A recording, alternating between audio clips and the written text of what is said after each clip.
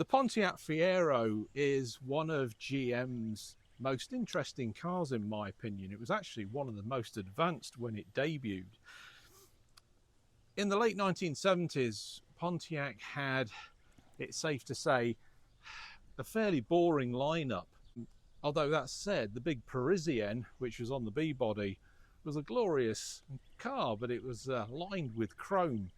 But it had that and the likes of the T1000 based on the Chevette and a few things in between. But they wanted this tagline of "We build excitement." A couple of Pontiac engineers decided that they wanted to build a small two-seater mid-engine sports car, and GM execs said, "Great, go for it."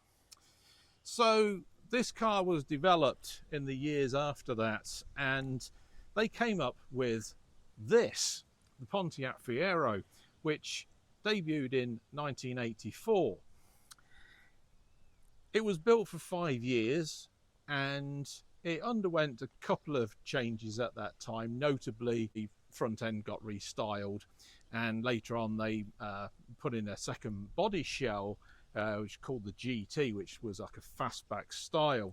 But this shape is more or less original.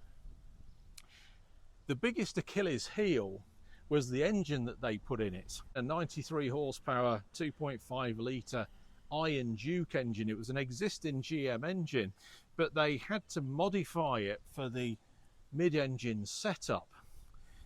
It had a much smaller sump, and it was famous for oil starvation, throwing rods and oil pouring over the exhaust manifold, causing fires.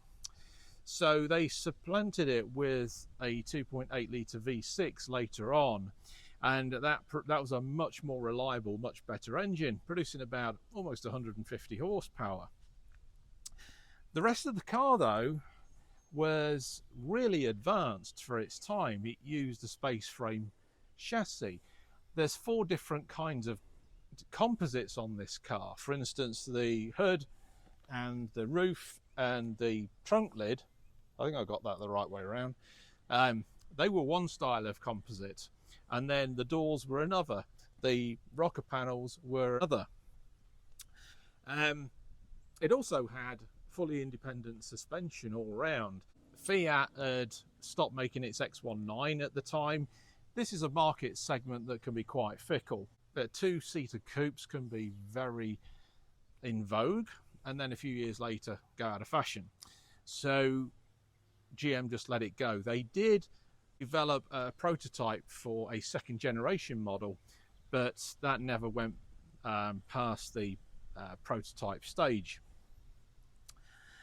However, the likes of Toyota and their MR2, which debuted in 1984 as an 85 model, went on to live quite a long life with that same kind of mid-engine setup. So GM perhaps missed the boat a little bit with not having a second generation Fiero. This particular one I actually spied while I was making a video about my Camaro a few weeks ago, and I got talking to the owner and we decided to do a video about it. I'm Darren Walker and this is Auto Atlantica. So I'm here with the owner of this beautiful 1984 Fiero, Tom. And how long have you had this car, Tom? Oh, about 2 years now. 2 years? Yeah. And it's rather special, this one, because it's had quite a lot of modifications. I'm going to read the list of modifications and give this list back to Tom, because it's his list, before we get on. Because knowing me, I'll be driving home and I'll still have this bloody thing with me. So, yeah, it's a 1984 Fiat. It's got a V8 engine in. The 2.5 has long disappeared. It's 350 in this one. It's 350 cubic inch. So that's about a 5 litre, I think, thereabouts. I don't know, but it's got the cam solid and all that stuff added to it. So it's since the build, it's done about 15,000 miles. It's got a Getrag 5-speed gearbox in it. It's had a brake booster conversion to cope with the power. It's got a 4-core aluminium radiator, an electric water pump, a centreforce clutch. The sunburst orange is a custom paint job on this car. Corvette custom. It's a Corvette. It's a Corvette paint. And it's also got a raised rear wing on the back. That's custom as well. And it's got some interior upgrades on it and various other parts. And it was a multi-time Super Nationals winner. You were saying, Tom, that this car, the previous owner took it to Indy and various other places where it won awards. Yes, sir. So we'll get into that. There you go. I'm going to give that. Yeah, there's the awards on the dash in there. Oh, right. Tom, have you always been into cars then, or custom cars in particular? What drew you to this Fiero? I had a 55 Chevy and I sold the 55 and just out of a whim, I'd seen this one and I fell in love with it. And I bought it. Yeah, because was it the looks of it that made you fall in love with it, or a combination of the looks and what had been done to it? Because it was so unique. Yeah, you know. Yeah. Well, it's a one-off, isn't it? Yeah. There's not another one like this. There may be some somewhere, but probably nothing like this is the only one in the area. Yeah, I dare say, might be the only one in the country. So what do you do with the car? Do you just use it for gentle drives, or because I take it you don't drag race, because it was set up for drag racing? No, it's set up for drag racing. Yeah. But, so, but you no, just for personal pleasure. Yeah, just for my own enjoyment. Once in a while, just go for a ride around town. Yeah, and, yeah. You know. Yeah, and wake up the neighbours. And wake up the neighbors. Yeah. It's a really attention getter. Every time I stop anywhere, they come and ask me if it's my kid's car. Because they can't believe I'm driving it, you know. That's always a fun part of when you're into cars, isn't it? You've got something that's unique, and people will come up to you. It's like a magnet, isn't it? Yeah, I very seldom go anywhere somebody won't come and ask me about it. Yeah, and you've probably had a lot of offers for it as well, I would have thought, over the years. Yeah, as well. Everybody looks at it, and they like to have it, you know. But you know. Yeah, but you at some point you said you were planning on selling it and getting something else. Something more. To my age limit, to my age. I know how it feels on that score. When you look for a car, is there anything in particular that you look for? Is there any one kind of make that you like? Is there any one kind of style? What's your what really attracts you to a car? Well, is that a difficult question to ask? I just like things that are a little bit different than their everyday thing. You know, I've had, 55 Chevys, 57 Chevys, and I've even had old Fords, but just something unique, something that just different from every day. That stands out from the crowd. Yeah. Is it the customized engine, for instance? Is that what you go for most, or the looks? Well, it used to be. Because it's quite understated. I mean, apart from the rear wing, I mean, it doesn't look like a barnstormer, does it? It's a bit like a sleeper, really. I used to always like to work on myself too, and then after I got older, like I am now, then I more or less had to go buy something somebody already did for me. Yeah. Now, have you built cars in the past? Oh yeah, like that you have. Oh yeah. The 55, I did it from. You did it from scratch. I took it completely apart and reassembled it here, and then I converted. I had a 350 in it also, but so that was a 55 Chevy, was it? Correct. Yeah. One of them 210s. Okay. But I completely did it from the ground. I took the body off the frame, and then just started all. I did everything, put it all together. Would you call yourself a Chevy guy or a GM guy in general? I like any kind of car unique. Anything that's unique. Yeah. Good man. I mean, it's a left field choice compared to a 55 Chevy, if you don't mind me saying so, Tom.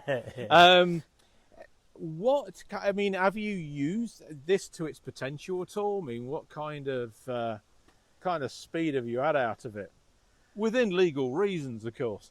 Or it'll go as fast as you want to go, and a little bit over if you want it. You want to get in trouble. Its 0 to 60 time must be quite impressive, with it being so light. Yeah. This was a lightweight car with such a big engine in it. And you were saying that we chose a dry day because you were saying that you do not. Tom says you don't want to drive this car in the wet under any circumstances. And I would imagine with this kind of power above those wheels, rear wheels, it could be a bit tricky in the wet. I suspect. It is. Yeah. So it'll really surprise you. Yeah. Yeah. So we really look forward to taking this very unique car out. So I'm very grateful to Tom for his time today in allowing us to do this. This front end is off a later Fiero, because they had revised the front end with a full composite panel, which I think looks better. It's more aerodynamic, and it is definitely better looking, that sort of like shovel nose look. These wheels, I knew that these wheels weren't original to the car. You were saying they were off a Cavalier Z24. Z24 Yeah, Cavalier. they really suit it, don't they? And then we've got the Corvette emblem on the side. As you're saying, the owner, the previous guy that built this car, was a big Corvette guy. Well, the color's Corvette and everything. And it's a Corvette colour. Yeah. Everything about Corvette.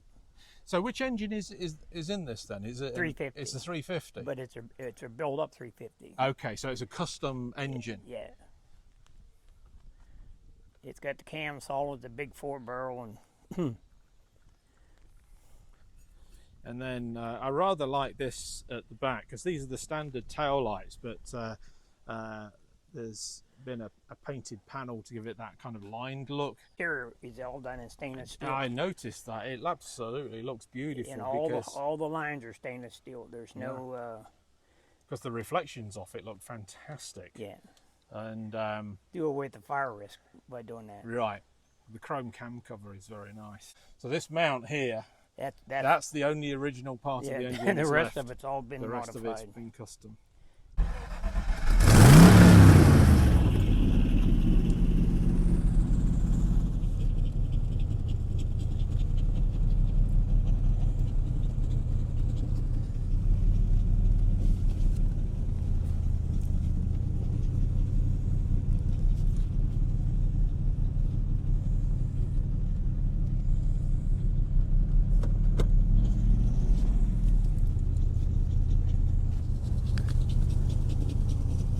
Right, so I'm just doing a ride along first, because Tom was saying that Come in and get gas. Okay.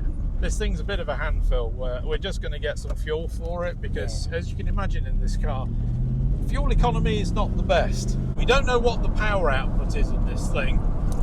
I would imagine that it's got to be at least 350, 400 horsepower. So this car takes racing fuel. The lowest it'll take is like 93, 94 octane. And it spends a lot of time in places like this. Right, so Tom's playing cameraman now. That's very kind of him. And I'm going to start praying, because I'm now driving this thing. So you're leaving.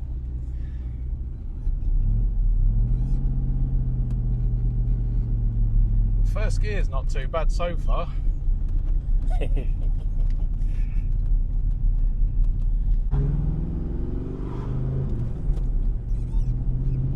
That gearbox is surprisingly easy. Oh yeah, now in third you can really tell. Well, it's got a lot of snap to it. But you know, it's a nice light clutch, isn't it? To be honest with you, it sounds much more fierce, that clutch, than it really is. You're in fourth gear now. So it's fourth. It's 5-speed, is it? Yep. There we go. Now we're in fifth. It's remarkably smooth. I was honestly expecting this to be, much coarser, and this is smoother than my Camaro is. Yeah. I don't remember what he told me. 12 seconds, I think, in a quarter mile or something. 12 seconds in a quarter mile, and that's pretty powerful. I'm glad we've got a green light. Yeah, make it right. There you go. There we go. Because when you're in a higher gear in this thing, because it's so powerful, that gearbox will start kangarooing really easy. You can drive it any way you want. If you want to get on it, get on it. Wow. Really surprising just how smooth it is. At speed. Yeah. On the open road. Well, if you look at the tack and the speedometer, when it's going around 1800, you're going 50 mile an hour. 55 mile an hour. We're at just about almost 60, and we're at about 2,000 revs. Yeah, 2,000 RPM. That's a pretty lazy engine.